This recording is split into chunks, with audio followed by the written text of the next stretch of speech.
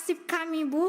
Kami menjadi honor murni yang dihitung gajinya itu 30.000 per jam. Itu pun bukan per jam sehari, tapi 1 bulan, Bu. Kalau kami per jam dapatnya 15, misalnya 18 jam nih, Bu.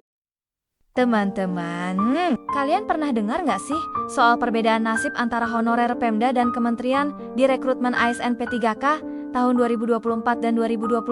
Kok bisa ya nasib mereka beda-beda? Padahal sama abdi negara di kementerian atau badan, bahkan ada formasi khusus yang memang diperuntukkan buat mereka. Istilahnya, satu orang, satu formasi. Bahkan yang masuk database BKN pendataan tahun 2022, lulus semua.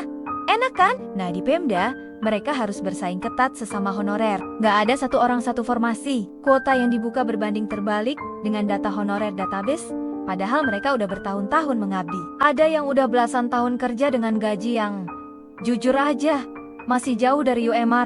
Gini nih ceritanya, honorer kementerian tuh kayak dapat angin segar. Mereka dapat kesempatan lebih gede buat diangkat jadi P3K. Nah, beda cerita sama honorer Pemda. Salah satunya karena kebijakan pengangkatan yang berbeda antara pusat dan daerah. Kementerian punya anggaran sendiri, tinggal minta sama bendahara negara. Menteri mah nggak pusing, sementara Pemda harus mikirin APBD yang terbatas. Gimana nggak sedih coba? Pengalaman kerja mereka bertahun-tahun seakan nggak dihargai. Yang bikin miris, banyak honorer Pemda yang udah senior tapi gagal tes P3K.